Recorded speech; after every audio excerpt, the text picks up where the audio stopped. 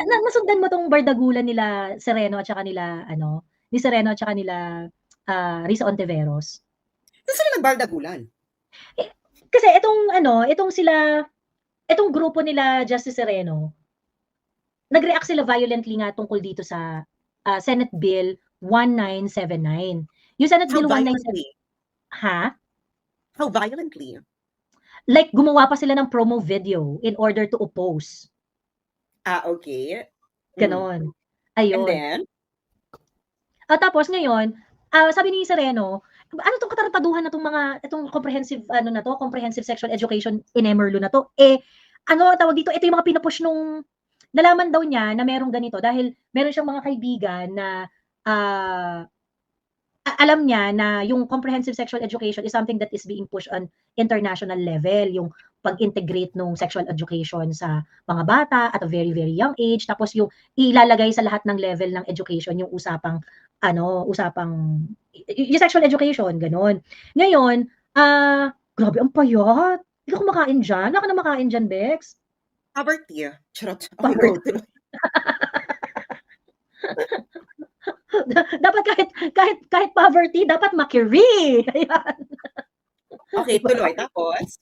Tapos edi ngayon, edi sabi gano'n ni ano, nila Sereno at saka ng ibang mga parents din na nagsalita dun sa video. Sabi nila, bakit gigil na gigil kayong i-push 'tong comprehensive sexual education na 'to?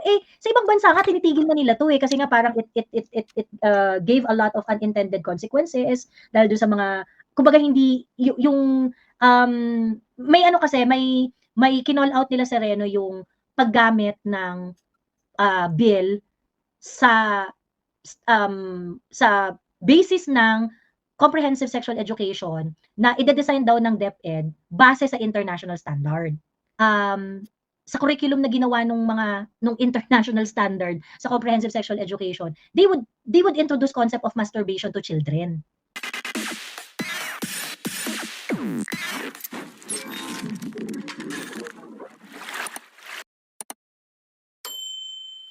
Well, anyway, gusto pa ano na tayo, lipat na tayo dun sa ano, ang tawag dito, yung dito sa meron kasing bill yung Senate, okay? At yung bill ay tinatawag na Senate Bill 1979, ayan. Tapos ito mukhang nakaano na 'to, ilang beses na 'tong nagkaroon ng reading. Pero umalma itong sila former Justice Sereno at iba pang mga ano, iba pang mga individuals tungkol dito sa batas na 'to. Ang bill pa lang naman siya, Senate bill pa lang naman siya. Yung Senate bill is entitled Prevention of Adolescent Pregnancy Act of 2023. Ayan.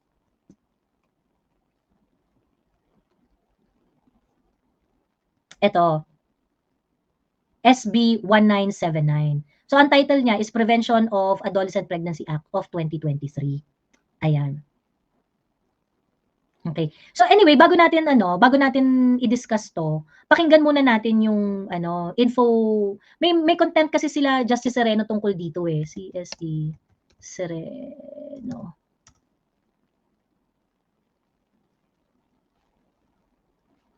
Ay, asan na nga yun? Wait lang,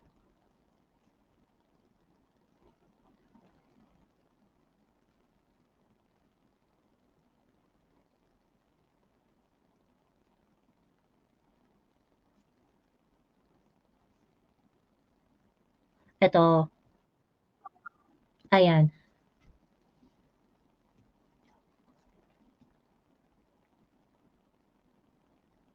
Ano po yan, it means ba na magpapalaglag yung mga bata if mabuntis sila? Well, pakinggan niyo yung explanation nila Justice Sereno ah,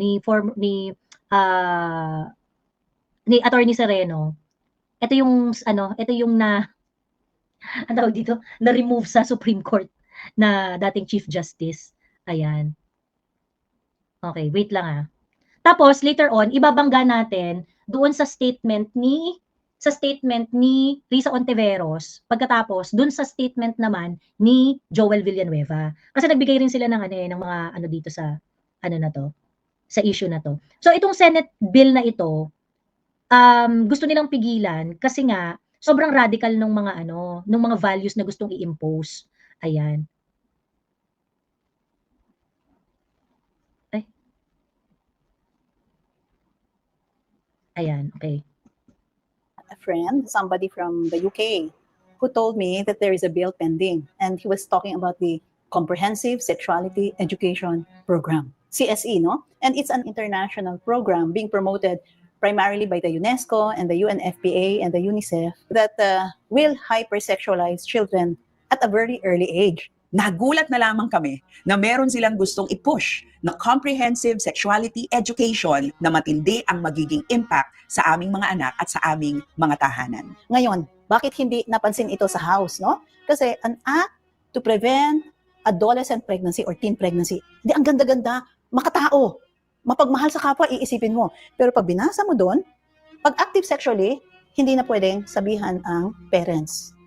The details and the particulars are very, very shocking. You're going to be really aghast. 0 to 4. Talaga nakalagay doon, early childhood masturbation. Magugulat kayo, 0 to 4. Ituturo sa napakabatang mga anak natin. Pagkatapos, nariyan pa yung ilang mga paksa at ilang mga aralin patungkol sa anal and oral sex. Ang nakalagay doon, pag 6 years old na, they will be taught how to experience their body and pleasure through their 5 senses. I was trying to play it out in my head. How are they going to do this in a classroom setting? They're going to talk about it. Supervised by who? Only by the teacher, a stranger. I have a 10-year-old, pero ang nakalagay doon sa CSE, by age 9, they will be taught that they will have their own sexual rights.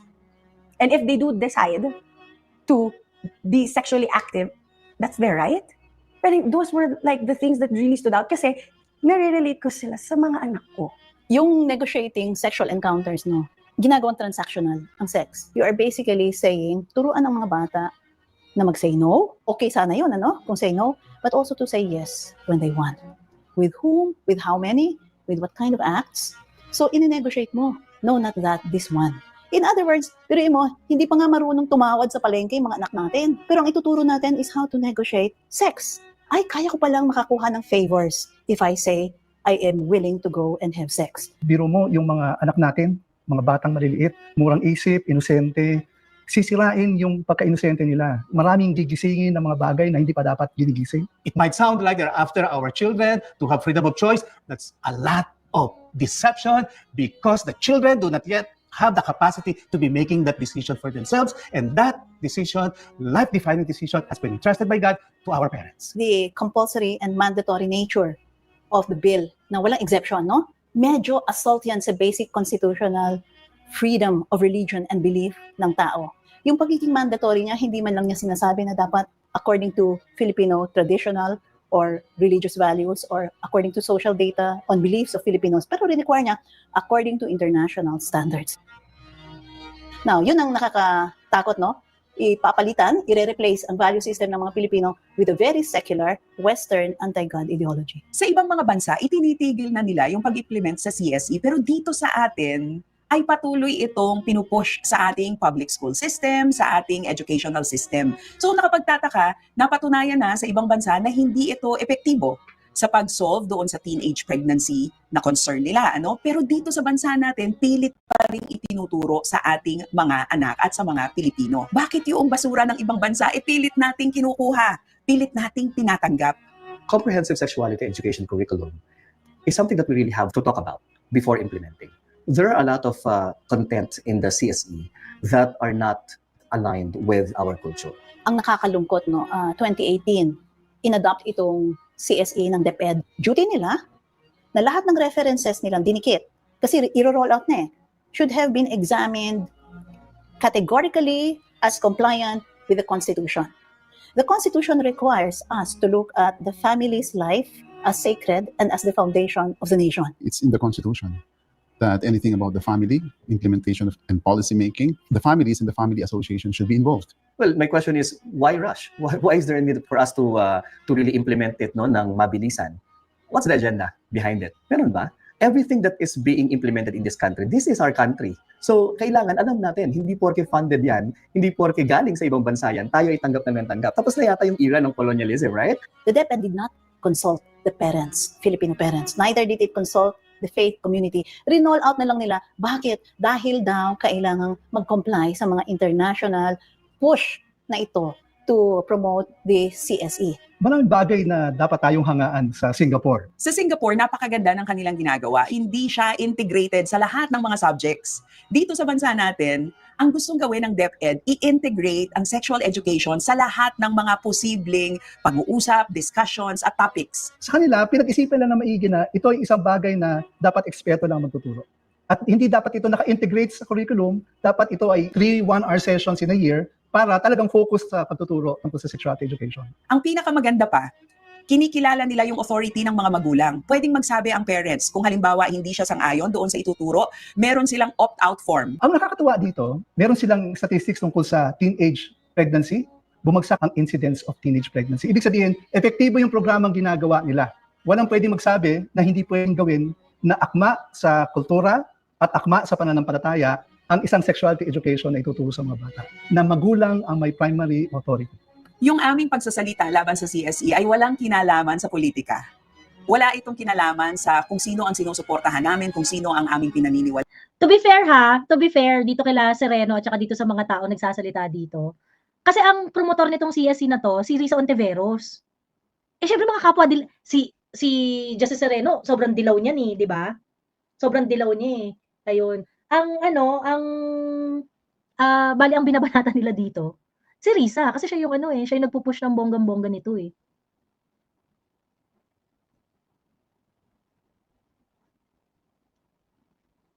Walaan. The good thing that is happening because of CSE is that people from different sectors are willing to lay down their own agenda because they see that this is about the future of our children. This is about the future of the Philippines. Alam mo, pag nalaman to ng mga nanay, hindi sila papayag. Hindi ko lang alam to. I just didn't know about it. But the moment I found out about it, talaga, everything I had in me will be to fight for the innocence of my children. Pag ginising mo yung mga nanay, watch out. Kaya kailangan, with everything we have to root out comprehensive sexuality education from our entire school system and from the legislative agenda. Tanggalin lahat. I-replace natin yan ng isang pro-constitution na curriculum na talaga nagre-recognize ng enduring values ng Filipino and the spirit that wants to live on and on. Ayun. Merong merong nag-comment dito. Sabi, ano yun? Akala ko ba may separation of church and state? Bakit kailangan umakma sa faith?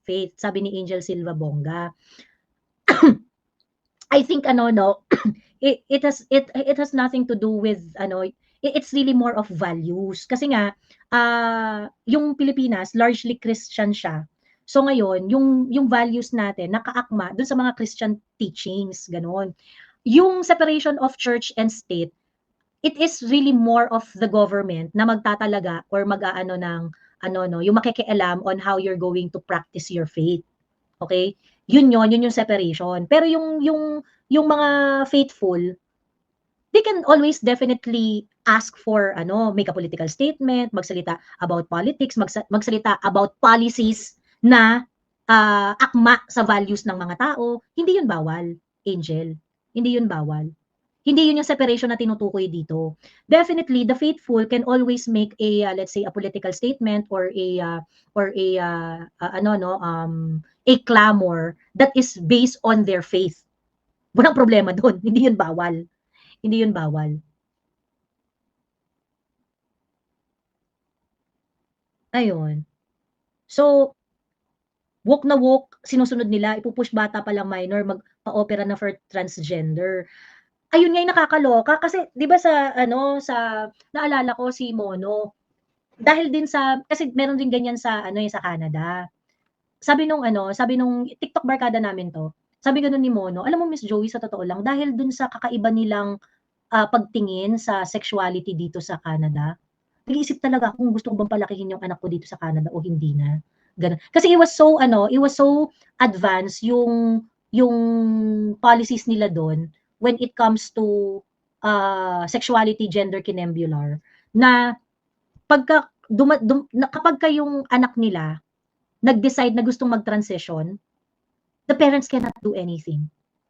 Hindi talaga nire-recognize yung parental authority ng mga parents sa mga anak nila pagdating sa mga usaping gender. Ayun. Ayun. So, in this case, ito kasi, ang tina-target is, as yun nga sabi nila, parang naka-cloth siya doon sa, yung prevention ng teenage pregnancy. Ganon. Yun talaga yung parang ano niya, yun talaga yung parang, yun yung intention nitong bill na to. So sa declaration ng policy ng bill, ang sabi, recognize, promote, and strengthen the role of adolescent and young people in overall human and socio-economic development of the country, not only in the future but also in the present. Recognize and promote responsibility of the state to create, sustain, and an enabling environment for adolescents to enable them to achieve their development aspirations and potential, as well as mobilize them to positively contribute to the development of the nation. Pursue sustainable and genuine human development that values the dignity of the total human person and affords full protection to people's rights, especially of adolescents, girls, and boys, and their family. Promote and protect human rights of the individual, including adolescent, particularly in their exercise of their rights to sexual and reproductive health, equality and equity before the law, the right to development, the right to education, freedom of expression, the right to participate in decision-making, the right to choose and make responsible decisions for themselves. Mga adolescent to mga adolescent to yung pinag-uusapan natin Provide full comprehensive information to adolescents that can help them prevent early and unintended pregnancy and their lifelong consequences. Ensure corresponding interventions that could respond to the socioeconomic health and emotional needs of adolescents and youth, especially young women, with due regard for their own creative capabilities, for social, family, and community support, employment opportunities, participation in the political process, and access to education, health, counseling, and high-quality reproductive health services. Encourage adolescent mother and fathers to continue and finish their education in order to equip them for a better life, to increase their human potential, to help prevent early marriages, high-risk childbearing, and repeated pregnancy, and to reduce associated mortality and morbidity through comprehensive social protection interventions. Recognize and promote the rights and duties and responsibilities of parents, teachers, and other persons legally responsible of the growth of adolescent to provide a manner consistent with the evolving capabilities of the adolescent, appropriate direction, and guidance in sexual and reproductive manner. Nakita niyo yung declaration ng policy. Gusto niya lahat ay makikiisa sa usapang comprehensive sexual education. And I think that's the first red flag. Would you like your children to get sexual education from strangers?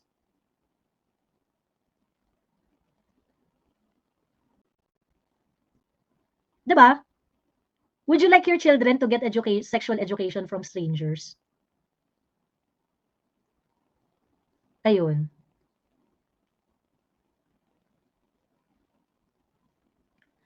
Sabi, maybe 12 years old and up ang sex education to teach them about preventing marriage. Teka, pakinggan natin si pakinggan natin si Risa Ontiveros. Kasi parang marami siyang deny doon sa sinabi nila Justice Sereno tsaka ibang mga parents dito. Kasi ang reklamo nila is, itong batas na to is basically trying to push yung standard, international standard on comprehensive sexual education. Ngayon, if you're going to look at the international standard sa comprehensive sexual education, nakakapanginig talaga ng laman. Kasi yun nga yung merong 0 to 4, yung sobrang liberal nung approach dun sa sex, yung ituturo mo na agad yung masturbation sa mga bata, yung mga ganon. So, ang tawag dito, yun yung concern nitong nito nila Justice Sereno at ng ibang mga parents na nagsalita doon na kasi ang sinasabi lang yung CSE, ang guidance niya is dapat ma-meet yung international guideline about it. Ngayon, if you're going to look at the international guideline on the CSE, sobrang liberal. Pagkatapos hindi talaga siya akma doon sa Filipino context. Yun yung malala kasi ganon. Okay, pakinggan natin si Risa Ontiveros dito sa na to, sa reaction niya. Ayan na kasi bardagulan na sila bardagulan. Ito mga yellow to bardagulan sila dito. Pero I think sila Justice Sereno, they make sense yung mga concerns nila. Ay, sorry. Huwag tayo advance mag-isip. Lahat ng mga spekulasyong ito, pananakot at conspiracy theories ay matutuldukan at mabibigyang linaw kung bubuksan na natin ang debate sa Prevention of Adolescent Pregnancy Bill sa plenaryo na mahigit 1 taon na naming hinihintay. Nakikinig kami sa lahat ng agam-agam tungkol sa Senate Bill number 1979. Pero ang angkop na lugar para bigyang linaw ang nilalaman nito ay sa period of interpellation at period of amendments at hindi sa viral video, Facebook at social media. I am open to hearing all of my colleagues' opinions and proposed amendments to the bill in the same way that I have been open to all views on the measure. Kung may kailangang baguhin, pag-usapan natin sa tamang oras at lugar. At yan ay walang iba kundi sa plenaryo ng Senado. Sinasabi sa Prevention of Adolescent Pregnancy Bill na ang Comprehensive Sexuality Education o CSEI guided by DepEd and international standards. Ibig sabihin, gagamiting gabay lang kung makakatulong sa kapakanan ng kabataan.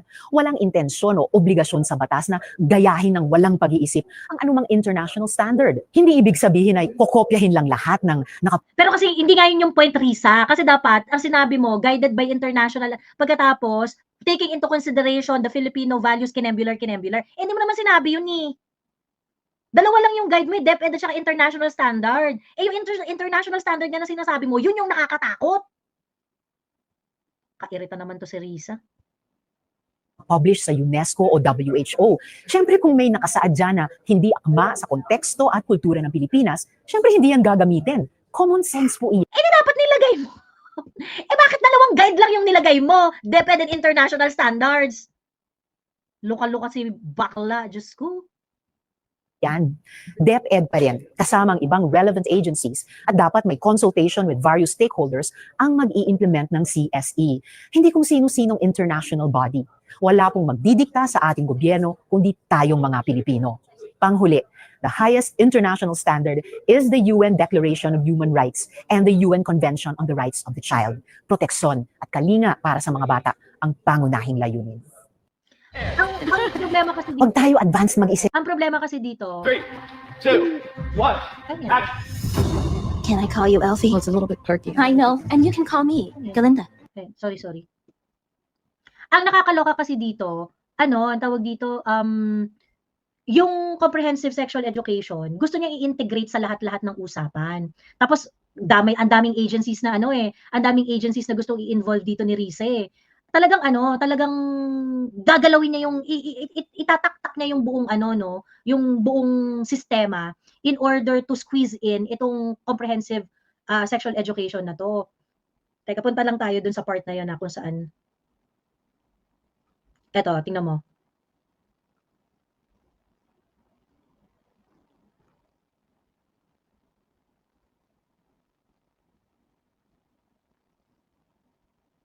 Ayan, damay niya yung LGU.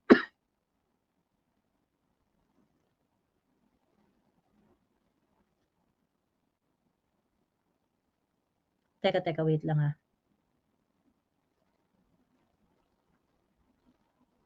Asa naman yung task force na gusto niyang?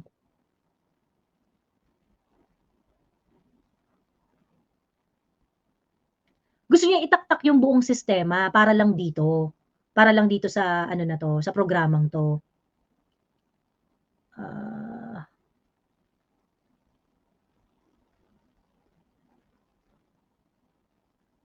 Saan na ba yun?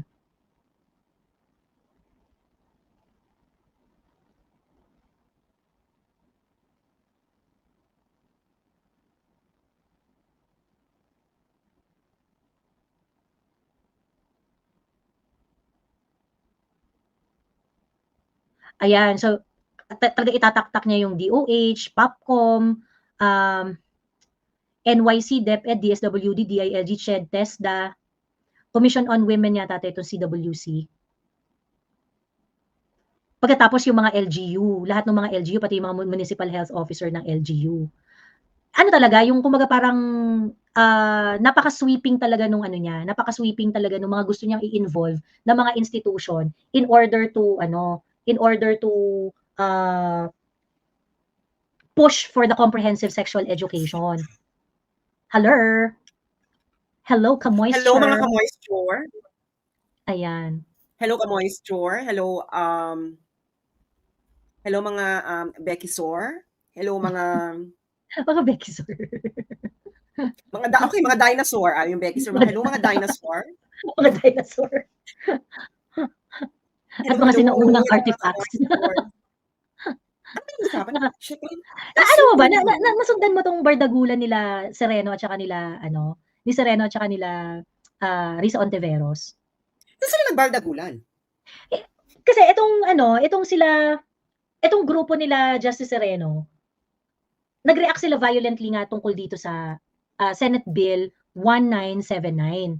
Yung Senate How Bill 1979, violently? How violently? like gumawa pa sila ng promo video in order to oppose. Okay. Ganon. And Ayun. then? Tapos ngayon, sabi ni Sereno, ano tong katarataduhan na itong comprehensive sexual education in Emerlo na to? Tawag dito, ito yung mga pinupush nung, nalaman daw niya na merong ganito dahil meron siyang mga kaibigan na alam niya na yung comprehensive sexual education is something that is being pushed on international level, yung pag-integrate ng sexual education sa mga bata at a very, very young age, tapos yung ilalagay sa lahat ng level ng education yung usapang yung sexual education, ganon. Ngayon, grabe, ang payat. Hindi ka kumakain dyan. Wala ka na makain dyan, Bex. Poverty. Charot. Poverty. Dapat kahit poverty, dapat makiri. Ayan. Okay, tuloy. Tapos edi ngayon, edi sabi nga nila Sereno, at saka yung ibang mga parents na nagsalita doon sa video. Sabi nila, bakit gigil na gigil kayong i-push tong comprehensive sexual education na to? Sa ibang bansa nga tinitigil na nila to kasi nga parang it gave a lot of unintended consequences dahil doon sa mga, kumbaga hindi yung may kinall out nila Sereno yung paggamit ng bill sa basis ng comprehensive sexual education na ide-design daw ng DepEd base sa international standard. Ngayon yung international standard kasi na tinutukoy dito, ito merong parang manual na ginawa na yung mga international organization, UNICEF, UN, parang ganyan, mga World Health Organization.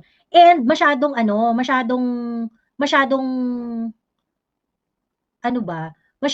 yung curriculum, like sa curriculum na ginawa nung international standard sa comprehensive sexual education, they would introduce concept of masturbation to children. Ganon. Di ba nag-usap na tayo dyan, di ba? Naluloka na nga ako, no? Ako na to, ha? Mga Bex, ako na to. Makaldag pa lang Diba? Ako na to, nakikita ko, pamangkin ko babae na 7 years old, kumakaldag-kaldag, naluloka na ako. Ako na to, ha?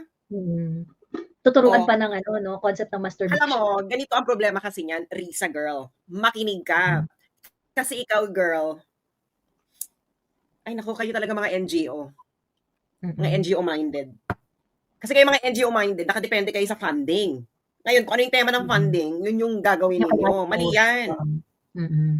Mali yan. Because, unang-una, yung international standard, pasok lang yan sa mga hindi human affairs, yung mga tipo international standards na eroplano. International standards ng post. Pero pagdating sa mga bagay, makinig ka Risa ha, nang hindi ka nasasabihin ng boba. Pero pagdating sa mga bagay na merong community aspect, merong mga family aspect, walang international standard doon because family and community are very local. Correct. I'm pretty sure, Joey, kung anong standard mo sa pamilya mo. I don't think that is a standard that you think you could apply to other families. I don't think that there is. I don't think the international standard of sexual education is definitely not something that we live by. You don't live by it because the international standard has no community. There is no such thing as an international community. Community is the people that you encounter every day in your life. Ito yung mga naglilinis ng daan ninyo. Ito ang mga tindera sa kanto. Ito ang mga jeep. Naintindihan niyo ako? Naintindihan niyo ba ako? That is the real community. So, walang international standard when it comes to something that involves community, real people. Yung mga international standards na yan, mas angkop lang yan sa mga bagay na walang consciousness, like aeroplano. You really need the international standards for airplanes. You need international standards for... Agnostic yun sa values or ano, kasi safety lang yun eh. Yes. Regardless of ano, dapat... Ngayon, ikaw, Risa, ako, I'm against this. Dahil lang nabasa ko, why unang-una, tinanggal nila yung it doesn't require parental consent. Gaga ka ba? At saka yung ano, yung for the adolescent to choose for himself or herself. Hindi mo pwede yun. Unang-una, ano ba ako? Eto, dapat kasi inangkop mo, no? Ayon sa batas natin, ang age of consent natin umakyat na, naging 16. Okay? So, I think, parang kami nun sa San Beda, no? In the 90s. I don't know about other schools. But when we turned 13, syempre all boys yan, meron ng usapang ganyan because 13 na. Pero it's an all-boys school. Alam mo yun? Ang nagtuturo sa, ang pinag-uusapan doon, yung, kaya nga ano yun, may soiree, may, para yung mga 13 years old, the boys, pero you are being trained to be a gentleman. Nagigets nyo ba? We are not trained then on how to masturbate. Masturbation is something that you discover by yourself. What the fuck? True. Tsaka pwede ba ngayon? I will find it so creepy when I think any one of us here, wag na tayo magbulahan. Will you not find it so creepy when you're 13 years old and then someone was going to teach you masturbation? Bex, it is a very... everyone from discovers... a stranger, ha? From a stranger. Kasi yung integrated na yung comprehensive sexual education na ini-envision dito sa bill ni Risa is integration ng education received from strangers.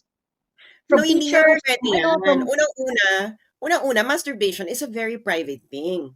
Bex, siguro nag-uusap kayo ng barkada mo, ganyan. Huwag na tayo magbulahan. No? Kahit kayo mga matatanders na, you discovered it on your own. You didn't need someone to teach you. Or siguro tumanda ka na, nag-FOMO ka kasi your friends are doing it and then they're telling you, Bex, hindi ka pa nagpipinger, ganyan. Pero, why do you need to teach these things? Master, bakla ko. Who does this? Do I need it? Bitch, unang-una,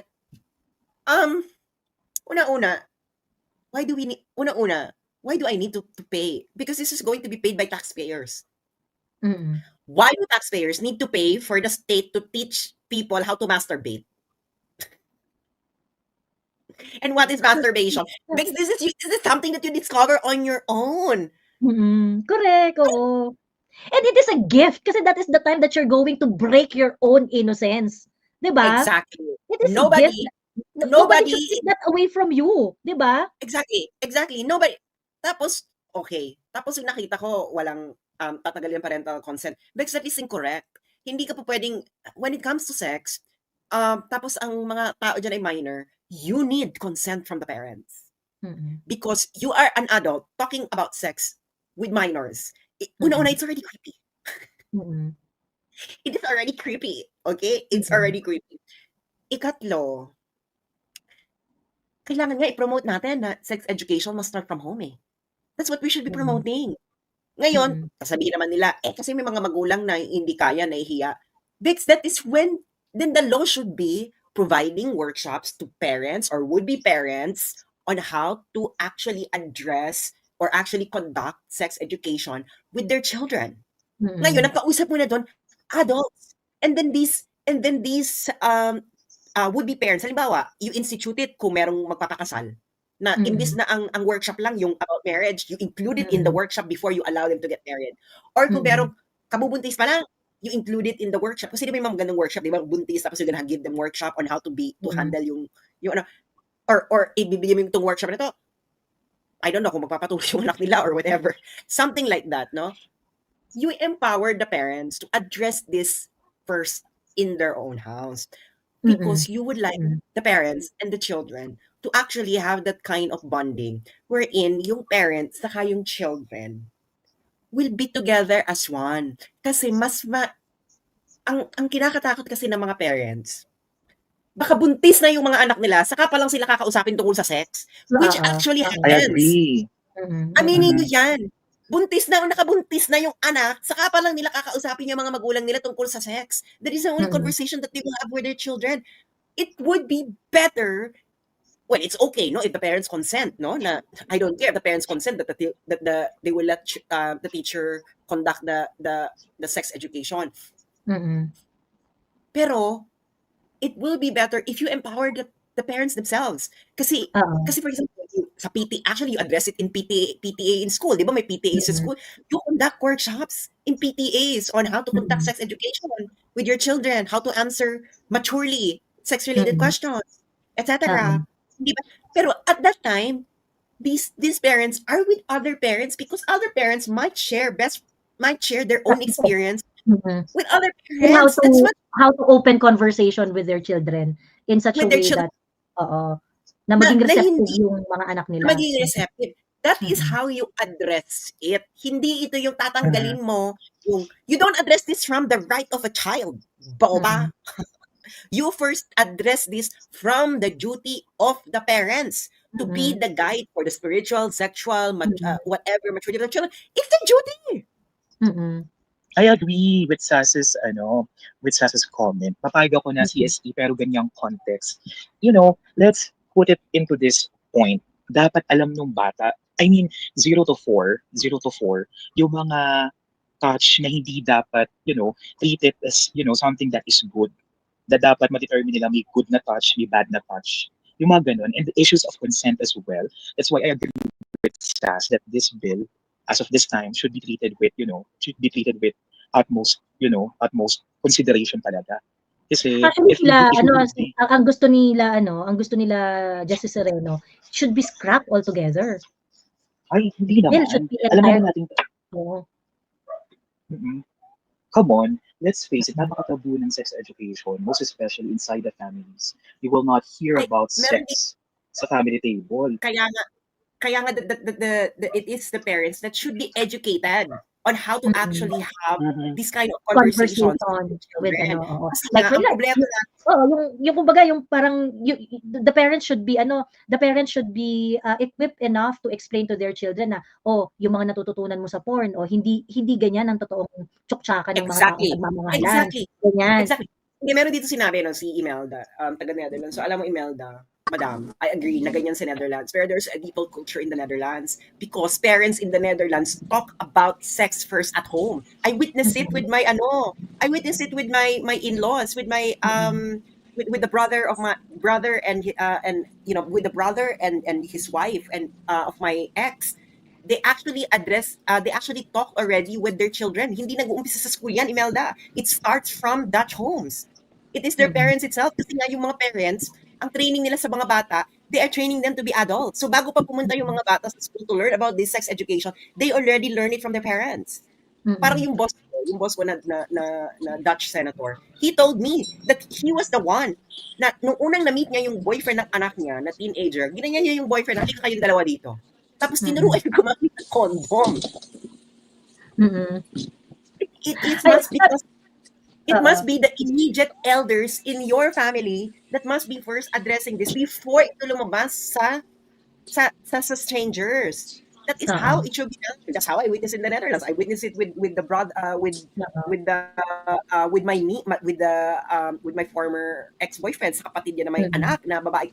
Kaya nga yung mga anak niyan, yung mga pamangkin ko noon doon sa ex ko, they're mature. Very young age, they talk to you in a mature way. Like you were talking to like an adult. Yeah. Kaya nga bago pa sila pumunta ng eskwelahan and learn this, they already know na, you cannot touch me.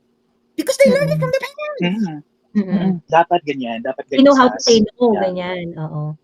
Sabi ni, wait lang, Miss Angel ha. Sabi ni Carlex, wag i-scrap yung entire bill. Gawan lang ng major overhaul na akma sa Filipino context. But the problem is, yung comprehensive na I think it has to be rewritten talaga. It has to be rewritten. Kasi, yung idea kasi doon sa, yung declaration ng policy ng bill, they want adolescent kids to make decision for themselves pagdating dito sa mga ganitong bagay. I don't think, tigilan nga ako ni Risa. Hello, pag nga lang yung mga, nung high school nga kami, pag may mga school play, pag gusto kong i-extend yung practice ng later than 5 p.m., kailangan ko pang kumuha ng permission sa mga magulang. Parents' Tingnan mo ako, Risa. Yes. Tingnan mo during that time. Mm-mm. Sa mga ganyan. Totoo yan sa bed, totoo yan. You can never go to school without any parental Ito naman consent. sabi ko, no? No one in their lives, ito mga matatandang to, anyone, needed to learn masturbation from school. Mm-mm. Tingnan mo ako. It is something that you discover by yourself. True. Ayun. Miss Angel, meron kang gustong sabihin? Sino yung nag-comment kanina? Napakaganda ng comment niya na dapat lang may major overhaul. I agree with that. Tamang matutunan na ngayon ng mga bata yung idea ng consent and their rights. Angel, malayo ka sa microphone mo, hindi ka masyadong clear. Oh, I'm so sorry. Kasi gabi na. Naos ka na kasi nag-live. Okay, 11 na. Kaya mahilig ako 11:30 na ako nag-live. Yeah. Sige, Ganito go. pala ang topic ngayon. Sige, Lapit mo yung bibig mo sa microphone. Ayun nga, I agree with this. Kasi lang kailangan talaga ng major overhaul. SAS is very much correct. You know, napakalaking part ng buhay ng mga Pilipino revolves around parental consent. That is so true. And part of this kasi, natutuwa ko sa idea ng consent. You'll be teaching children the idea of consent at an early age. Doon ako tuwang-tuwa. Pero some provisions, just like, teaching meal sex, medyo questionable. Maybe they can learn that in their own time. Siguro. Mga ganun mga shit. Hindi. Thank you. Kasi the thing, alam mo talagang nakukulture shock ako, no? I'm gonna bring back the Netherlands. Alam mo ba sa Netherlands, you're not allowed to take a picture of other people's children. Mm-mm. Yun nga po You yung need to sister ko. You need to ask permission. And then you cannot post them online. And kaya nga hindi nila pinopost yung mga, kasi nga alam nila yung related na mga pedophilia, yung mga ganyan, kasi nga may mga ginagamit yung mga, ito nga, Risa, it's not because na sinabi ng internationally, it is good. No, because sex and all these things need, these happen in a particular community, in a particular family, and every family has their own, their own needs. It's much better kung mga ganitong bagay to actually incorporate this in PTA, Parent Teachers Associations, no? May mga PTAs eh. Then you give workshop sa PTA. It must be parent led. Hindi dapat, 'di ba? Hindi May mga PTAs, stranger-led, hindi stranger-led conversation. hindi teacher led. Alam natin na even teacher, may maraming kaya nga it must be parent led. Educate the parents on how to have an appropriate sex discussion with their children as they're growing up. Kasi yan talaga ang need. That is the primary need right now of families because parents do not know how to talk about these things with their children. Kaya nga, dapat, ang we should be empowering are the parents themselves. Ngayon, kasi ang age of consent sa Pilipinas is 16, then you have, and then you begin itong mga ganitong conversation at pagpapunta na ng 16, 15 to 16, you don't start this from there. Pero ang foundation nito, parents. True.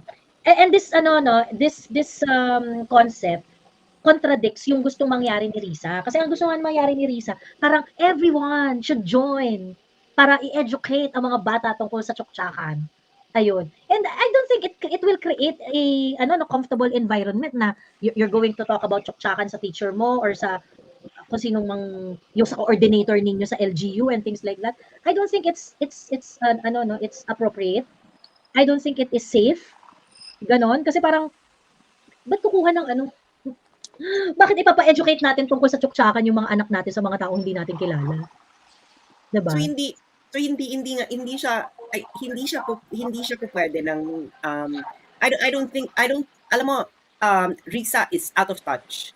Ano to NGO mindset to because ito yung ito yung pera, ito yung funding, ito yung ipopromote nila. Ito yung ipopromote niya. Oo. Hindi mo pwede yan. You should empower.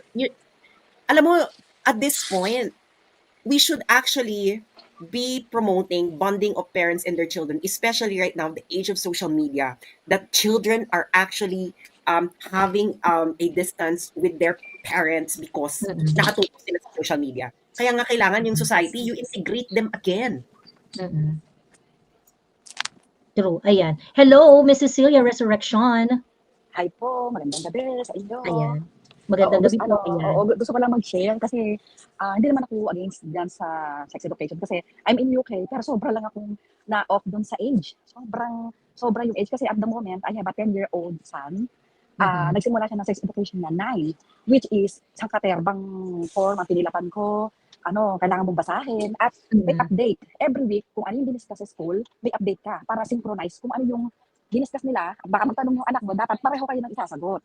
Ganon. Hindi dapat nakukonfuse yung bata. Yun ang purpose na meron silang summary ng diniscuss this week. Para halimbawa, di syempre may time ako sa anak ko ng Sabado at Linggo. Tapos magtanong yung anak ko ng diniscuss nila, tama yung sasagot ko. May autism pa yung anak ko. Di unang-unahan, 9 years old na yun. Sabi ko, ano ba? Yung anak ko pwede kasi may autism siya. There's no excuse, there's no excuse. Kasi, ang problema ng anak ko, yung kanyang mental, siya, advanced, yung gano'n. Hindi, sabi niya, it's about feelings at ano niya. Kasi, kahit na may autism siya, dadaan sa puberty stage, etc., gano'n. So, hindi to only about that, sabi gano'n. Tapos, ito, second year na niya ng sex education, kasi year 6 na siya. So, medyo intense na.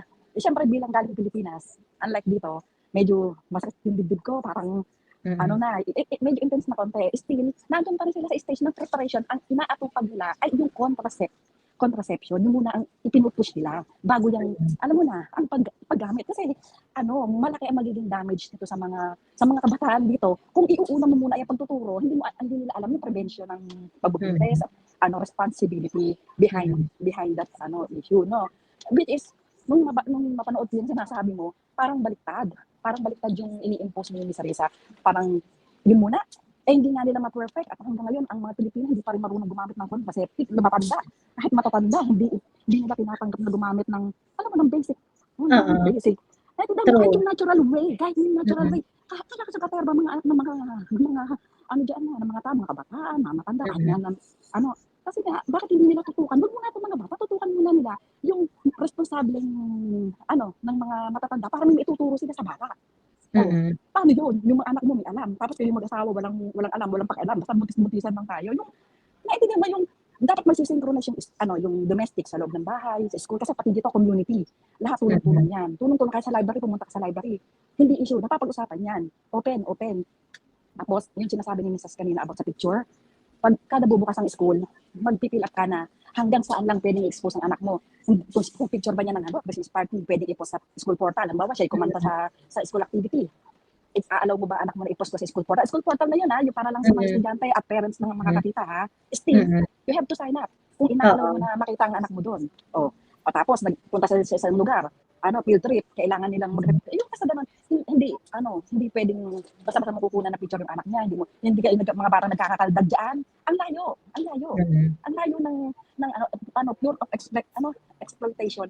Dyan sa Pilipinas, ay akala niya rin sa siguro, gano'n na lang yung madaling ipapasok yan. Kasi mga bata nga, kagdagan, samantalang dito, merong, moderate, pwede mong, open sa educational. Pero hindi yung pag wala namang magiging saysay sa mga bata na naitutulong, hindi inaalaw dito yung exposure.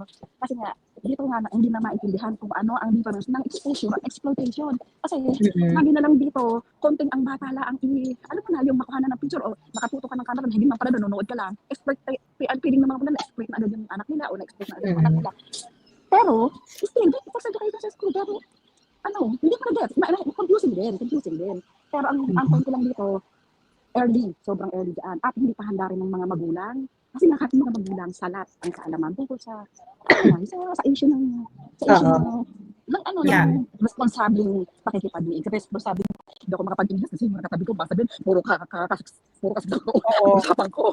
Di ba yung responsible muna yung mga magulang dapat para may ituro siya responsable sa mga anak nila. Hindi uulahin nila sa yung mga bata. Di ba?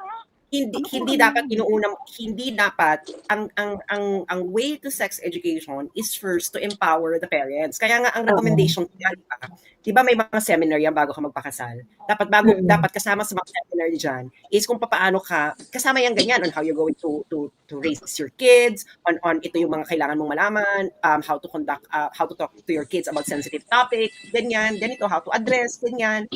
You empower and educate the parents first on how they could raise their children healthily.